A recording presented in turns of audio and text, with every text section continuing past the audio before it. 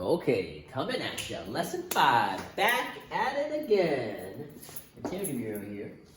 Looking at analyzing quadratic functions in our general format, ax squared plus bx plus c. So a couple things to read through here. If it's given in general form, so this is general form, is this format right here. C is the constant term. That is always going to be your y-intercept. Okay, if you plug in x equals 0, that's gone, you have y equals c. So that is your y-intercept. That's one of the advantages of general form. Now, two things are going to happen here. So if you can factor it, then you can easily get the x-intercepts, and you can find the axis of symmetry, and you can get your vertex that way. So if you find your x-intercepts, x1 and x2, then your axis of symmetry is simply adding them up and dividing by 2, and that's always going to give you the middle of the parabola, which is the vertex. All right. After you have this value, you can then plug it back into the original equation and find the y value of the vertex. And that's what we're going to be looking at today. So, first example, just figuring out some characteristics of a general form parabola. So, they're giving us this parabola, and they want the x-intercepts, the vertex, and the axis of symmetry, and the range. Well, first we need to see if this is factorable. So, it looks like it's not a decomposition because a is equal to 1. So if you can factor it, you're looking for two numbers that multiply to negative 24 and add to 2.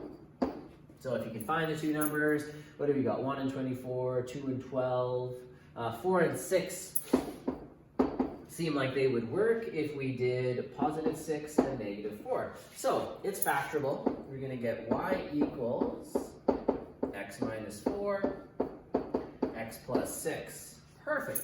Beautiful. So, can we find the x-intercepts? Yes, we can. Zero product property, right? So, set them equal to 0. That's one x-intercept. That's the other x-intercept. So, you have x equal negative 6, and you have x equal 4. So, those are our x-intercepts. Well, what about the axis of symmetry? So, this is the axis of symmetry is the x value of the vertex, right? So, that's the x value of the vertex, and we know that we can get that by simply adding up our two x-intercepts and dividing by 2. So that's going to give us what I'm going to call xv for vertex. So we had negative 6 was one of them, 4 was the other one, divided by 2, that's equal to the x value of the vertex. So we get negative 1 being the axis of symmetry, or the x value of the vertex. Now to actually find the vertex, so we know the x value is negative 1. We're going to go back to the original equation. So you can go back here and you can pop in negative 1. Alternatively, you could go plug it in here if you want to, into your factored form. It's really up to you. I'm going to sneeze. I'm not editing that out. Whew, my allergies are going nuts. So I'm going to go back to the original one. I'm going to plug in negative 1. So it's squared plus, 2 times negative 1, subtract 24. So I get 1, subtract 2, subtract 24. Boy, making a lot of mistakes. So we get negative 26 plus 1, so we get negative 25. Let's sneeze again. All right, woo! Boom, there it is, negative 25. There's our vertex. So they're asking us for our range. We know that this is a parabola that is opening up, because that is positive ax squared. So if it's opening up, it's going to look something like this. And we're down here at negative 25. So the range is going to be y greater than or equal to negative 25. And we have successfully completed that question. That was a big one. You're going to need a break. Oh my goodness. What have we got now? Oh, it's a your turn. So, for the your turn, this is a really long lesson, so I might just give you the answers to this and you can try it out on your own if you like. So, here we go. This is a decomp question. We're going to be doing lots of this in the entire lesson. So, for this one here, your x-intercepts, when you go down and you factor it using decomposition, you're going to get this. Maybe let's just do it. Let's do it. Yes. Actually, no. It looks ugly. No, let's not. Because I think we got so many of those coming up here. Yeah, let's not bother. So there's that. You can get your x-intercepts. So you're going to get x equal 5 over 2, and then from this one you're going to get 3/2. So when you go find the x value of your vertex and you go x1 plus x2, you're going to have 3/2 plus 5/2 divided by 2. Well, that gives you 8/2. 3 plus 5 is 8. Divided by 2 is 4. 4 divided by 2 is 2. So there's the x value of the vertex. So I go xv. Finding the y value of the vertex, just go pop it in. You can pop it in here. You can pop it in here as well. I'll do it that way. I'll pop it in there. Might be a little bit easier sometimes. So I get 2 times 2, 4. So I get 4 minus 5. And then I get 2 times 2, 4 minus 3. So 1. So let's see, we get negative. So it's going to be y equal negative 1. So the vertex is at 2, negative 1. This is a parabola that's opening up because of the positive a value. So I know that it's going to be y greater than or equal to the y value of the vertex, and that's the range. Perfect. Okay. The reason why I went fast through that one is so you can try it on your own, but also we're about to do it again right here. So this is graphing a quadratic function from its equation in general form. So there's 2 examples here. This one factors, this one does not. So when we do part B, we're going to be completing the square on this one to get our answer. Over here, we can just use decomposition, so we're going to go ahead and do that. So it's decomp. That's because the a value does not equal positive 1, and there's nothing you can pull out, right? I can't pull out a 4 because of the 15, so looking for 2 numbers that multiply to 4 times 15, negative 15, so that's negative 60, and need to add up to positive 4. So start thinking like, 1 and 60, 2 and 30, 3 and 20. Eventually you get to 6 times 10. 6 times 10 would work. Right, now I need to be positive 4, so I'm going to make it positive 10 and negative 6, so I get negative 60 when I multiply. So, bazinga, I got my values. I'm going to rewrite it, decompose. So rewrite the first term. Now 4 has something in common with the 6, so I'm going to go negative 6x plus 10x minus 15. And now, just jump straight to here. Okay, so in this bracket, I'm going to put what do I need to pull out from the first 2 terms here. So from the first 2 terms, hey, I thought I changed it to blue. There. So from the first 2 terms, I can pull out a 2x. Now when I pull out the 2x, I get 2x minus 3. So I need to make sure I get 2x minus 3 when I pull out something from those 2 last factors. It looks like I can pull out a positive 5. When I pull out the positive 5, 10x divided by 5 is 2x, 15 divided by 5 is 3, so that all works. So now I can find my x-intercepts by setting y equal to 0. So that's the 0 product property. So from this one, I'll show my work. I'm going to get negative 5, so I get x equals negative 5 over 2, which is negative 2.5. Okay, from this bracket, 2x minus 3 equals 0. You're going to get x equal 3/2. Move that over there, divide by 2, which is 1.5. Now they are asking us to graph it, so let's go ahead and go negative 2.5 and 1.5. So here's negative 2.5, and here's 1.5. All right, I need to find the x value of the vertex. So the x value of the vertex is x1 plus x2 divided by 2. So I can conveniently use the decimal numbers if I like. So negative 2.5 plus 1.5 divided by 2. So, that's going to give me a negative 1. So I'm going to get negative 1/2. I get negative 1/2. To find the y value of the vertex, I need to take that negative 1/2 and substitute it in here or substitute it into the original equation right there. Putting it in the original equation is going to be a bit of a nightmare, okay, because of, you got all those squares and you got a fraction. Putting it in here is actually nicer because 1/2 times 2 just gives me negative 1. So I'm going to pop it into here. I'm going to go 2 times negative 1/2 plus 5, that's the one bracket, and then 2 times negative 1/2 subtract 3. Okay, so 2 times negative 1/2 gives me negative 1 plus 5, which gives me 4. That's the y value of the vertex. 2 times negative a half gives me negative 1. Subtract 3 gives me negative 4. So the y value of the vertex is negative 16. So the point is negative a half and 16. So you decide your scale. If I go 2, 4, 6, 8, 10, 12, 14, 16. So here's negative 16, negative 14. So just go down by 2's right there. Now in grade 12 pre-calc, if you're not on the actual axis, you're going to want to label it. So negative a half, negative 16. Okay, and now we know it's opening up just based on our points. We also know it's opening up because the a term was positive. So it'll just look something like this. And you are done. That was a hard one. Woo! Give yourself a pat on the back. That was great. Pat on the back. Lots of things going on. So we can see our range, by the way, is y greater than or equal to negative 16.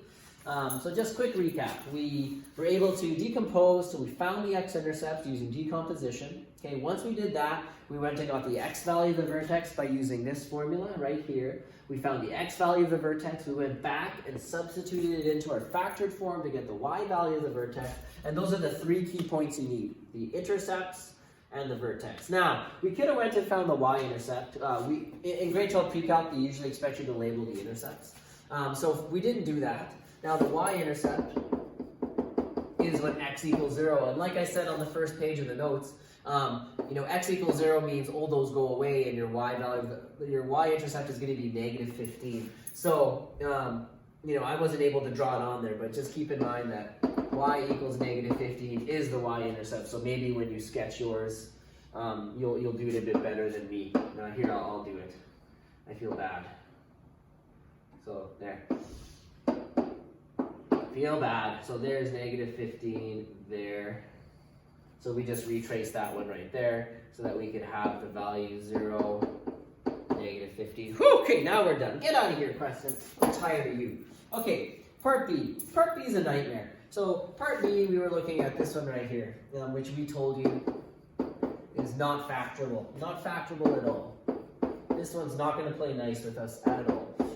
By the way, you're generally not going to know if it's factorable or not, so you'd be looking at it and like, okay, I can't pull anything out, looking for 2 numbers that multiply to negative 2 times 5, negative 10, and adding up to negative 8. Well, my possibilities are 1 and 10, 2 and 5, and that's about it. And you're like, okay, I'm never going to get to negative 8. There's no way it's going to happen. It's not factorable. Great. So if it's not factorable, what's a humble math guy to do? Well, you can complete the square. Okay, completing the square looks a little bit different now because we don't have it set equal to 0, so we need to work all on one side of the equation. So we can't move the c term over here. It doesn't help us. We're going to keep the c term over there. All the usual rules apply though, so we need to make sure that the x squared term is positive 1x squared. Well, it has a negative 2, so we're going to pull that out. So negative 2x squared divided by negative 2 is x squared. Negative 8 divided by negative 2 is plus 4x. Leave yourself some room so you can write your magic factor, and you're just going to leave the positive 5 outside. Okay, so I haven't changed anything. If I redistribute this in, I'm back to where I started. I'm just leaving that out there. So find your magic k value. So remember that's b over 2 squared. Okay, so the b term is 4 divided by 2 squared. So you're going to get 2 squared. And you get that 4 is that magic number that you're going to write. Wunderbar. So we're going to add 4 in here to make a perfect square trinomial. But we can't change this trinomial. So I just added 4, but be very careful. I need to balance it out. And so therefore I'm going to subtract something out here, but be careful. I added 4 in here, but there's a negative 2 in front. So it's not actually 4 that I added. I did negative 2 times positive 4. I actually subtracted 8. I subtracted 8 from this trinomial. So to balance it out, instead of subtracting 8, I am going to add 8 out here. So I subtracted 8 in here, I add 8 out here, I've maintained the balance. Okay? Now, if I've done everything right, this should be a perfect square trinomial. And I know that there's a plus sign here, so I'll write a plus sign. And you're always grabbing that value from there and going x plus 2 squared. Okay, you can quickly double check. That does FOIL out to that. and then 5 plus 8 is 13. Boom. Now we have this in standard form, okay? And once you have it in standard form, well, we already know that we can easily get our vertex, right? So the vertex is negative 2, 13. Unfortunately for the x-intercepts, we're going to have to do, something else to get those x-intercepts. How would we normally get the x-intercepts here? Well, if you're looking for the x-intercepts, what's your y value equal to? It's equal to 0. Okay, so I can go pop in y equals 0 here, and then solve this equation. So these are equations that we were working on in the last unit, right? You can move the 13 over to this side, and you get negative 13 equals negative 2 x plus 2 squared. Right, we're trying to isolate this so that we can square root both sides. Well, now divide by negative 2. So negative 13 divided by negative 2 is positive. So you get 13 over 2 equals x plus 2 squared. Now we're at a place where we can square root both sides. So don't forget the plus or minus. So you get plus or minus square root 13 over 2 equals x plus 2. Solve for x, so move the 2 over there. You get negative 2 plus or minus square root of 13 over 2 equals x. And now you can get your 2 x-intercepts, which I think I got here. Do they end up being nice numbers? I think they end up being nice numbers. Sort of. So if you go negative 2 plus square root 13 over 2, you're going to get x equals 0.5. And when you go negative 2 subtract square root 13 over 2, you get negative 4.5. So there they are. Now we have enough info to graph it. So we have, the vertex, and we have the x-intercepts. So I'm going to make my y-axis go up and down by 2's. So I'm just going to go 2, 4, and the x values will just go up by 1. So this is going to be positive 0.5, and negative 1, 2, 3, 4, negative 4.5 right there. And then we got negative 2 and 13 as our vertex. So 2, 4, 6, 8, 10, 12, 14. So here's 13. Something like that. Now I'm going to label it just to be clear. So negative 2, 13. I should find my y-intercept. I'm crossing my y-axis. So y-intercept x equals 0. Well, that's pretty easy to do, right? Just go back to your original equation right here. All your terms that have an x go away. We can see the y-intercept is going to be 5.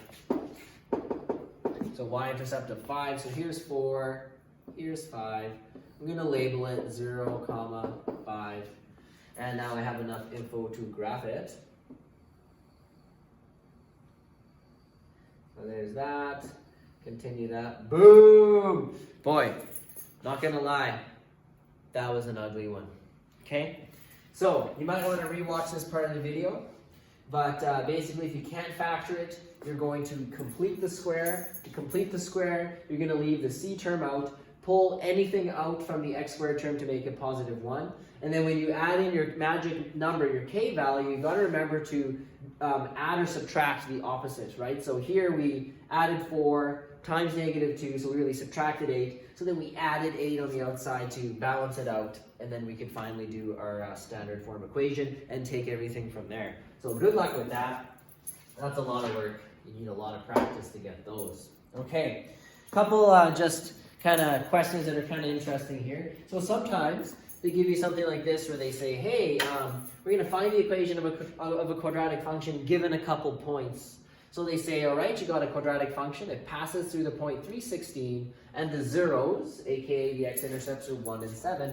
Write the equation of the graph in general form. Okay, so you need to remember that when you have it in general form, the equation is a, x plus whatever, x1 and x plus x2. So there's this a factor. We don't know if we had to pull something out in order to factor it, right? So the first thing you can do is you can plug in your x-intercepts they give you. But keep the a in there. So if you had an x-intercept of 1, then it would have been x minus 1 before. And if you had an x-intercept of 7, it would have been x minus 7. Okay, so now you're sitting here. Lots of people will stop there and say, there's my answer, Mr. DeMiro. And I'm like, but what about the A term? Well, that's why they gave us one more point. Okay, so by giving us one more point, this is an x, y coordinate. We can plug it in for x and y, and we can solve for A. You must show me that work. Even if A ends up being 1, you need to show me that you understood that you did it. So y is 16, we leave A, and x is 3. So 3 minus 1, 3 minus 7. And now we can clean this up here. So we get 2 times negative 4, which is negative 8. So we get negative 8a. Divide both sides by negative 8, and you get that a is negative 2. Well, aha! Now you can rewrite your equation. So you get y equals negative 2, x minus 1, x minus 7. And I believe in general form, this is factored form.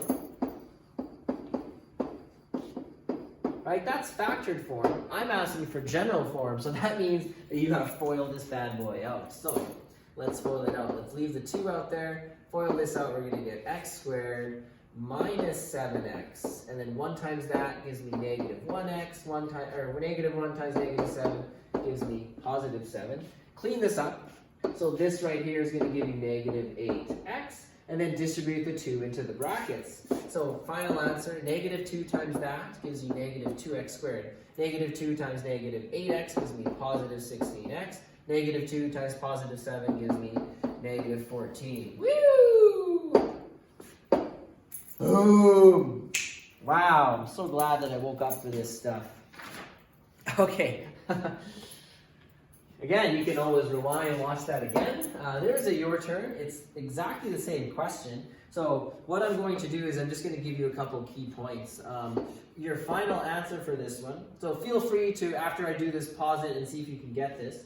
But the final answer you're going to get is negative 3/2 x squared minus 3x plus 12. In order to check your work as you go, your first step is going to be going like this. Okay, so x plus 4, x minus 2. You always have to reverse the sign. And when you plug in this point here, you will get for A, you get A is negative 3/2. Okay? So, final answer, a little bit at work to help you out. If you're having troubles, just email me. Okay. Now we got a couple of questions like this. So sometimes they'll give you the graph and they'd like you to come up with the equation. So just watch for what they say. So it says the general form equation. All right. So when we have the graph, we might not get the general form right away. So it just depends on the information we have. So we have the x-intercepts of negative 2 and 6.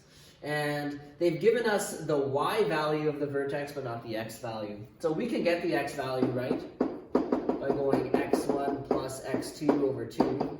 So the x value of the vertex, negative 2 plus 6 is 4. So 4 over 2. X value of the vertex is 2. So we got the vertex now. If you have the vertex, you could write it in standard form.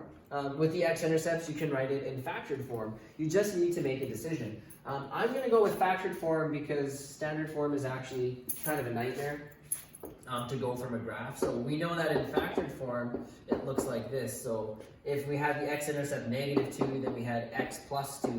And if we had the x-intercept of 6, then we had x subtract 6. Don't forget the a value. Everybody forgets the a value. So it's like, okay, we have that. How do we solve for a?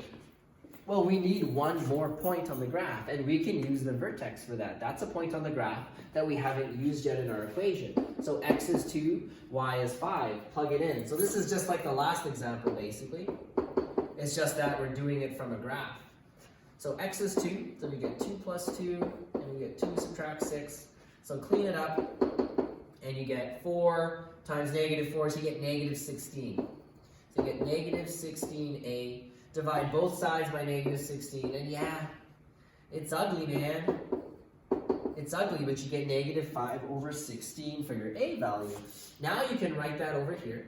So I guess I'll just do it down here. So you get y equals negative 5 over 16, x plus 2, x minus 6. Now, unfortunately, if they said write it in factored form, we'd be done. We're not done, though, because it says write it in general form, so we have to FOIL this all out. And yes, you're going to just have to deal with the fraction, okay? Deal with it.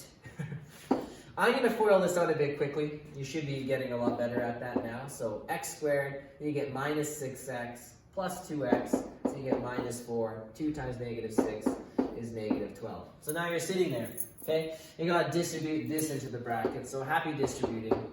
So you're going to get negative 5 over 16 x squared.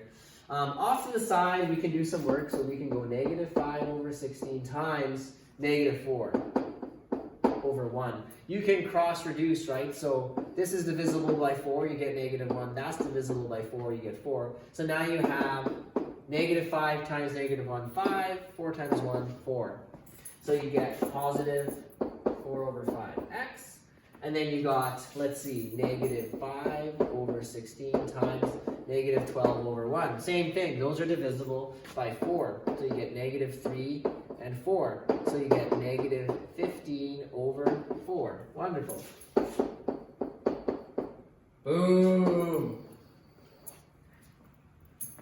It's tricky. Like, not every question on the test will be like that, but you could expect a question where you have maybe some fractions in it that you have to deal with. Okay? Not every question, but you can expect 1 or 2 or something like that. Like big number questions. Okay. Oh, they asked us the axis of symmetry and the range. Well, that's kind of just silly, but let's do it. The range, well, it's opening down, so it's going to be y less than or equal to 5, and the axis of symmetry is the x value of the vertex, so x equal 2. Done. Okay. Here's another one. I don't know if we even need to do it, except that, you know, this one only has one x-intercept, so let's go ahead and take a look at it anyhow. It's our last one anyways. So they've given us the y-intercept over here. So we know that the value 0, negative 3 is on here. And then there's only one x-intercept of 5. And it's the same question, they want it in general form. So here's the general form equation. You know, x minus x1 and then x minus x2. I apologize, I wrote this before with plus signs on a different slide, so I apologize. That's actually the factored form equation. So what do we do when you have just one x-intercept? Well, that means that both of your x values gave you positive 5. And I think that's the tricky part of this question, is realizing that. So you would have had x minus 5 times x minus 5. So you're this far, plug in this point to get the value of a. So x is 0, y is negative 3.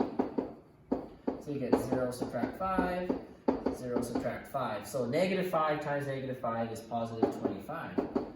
So you get 25a, divide both sides by 25, and you get negative 3 over 25. It's ugly. What can I say? Ugh, really ugly. Plug it back in there. FOIL it out. Okay, so here's the good news. We can write it as x minus 5. Well, actually, that's not good news. We still have to FOIL it out. So here we go. Hopefully you're getting faster, right? This is a perfect square trinomial, right? So you're going to get this. So x squared minus 10x plus 25. Distribute this into the brackets. Now I'm going to see how much work I need to do here. So I'm going to go negative 3 over 25 x squared, and negative 10 times negative 3 gives me positive 30 over 25x, and then 25 times negative 3 gives me negative 75 over 25. If you can clean any of that up, please do so. So you have reached a solution, that's good. But like, for example, here you can divide those both by 5, right? Which is going to give you 6 over 5x. And then 25 goes into 75 3 times, so you get subtract 3. Boom! Wow, that was a lot of work. That was a lot of work. That was a hard lesson. You can now try exercise 27. If you have any questions, just email me. Bye-bye.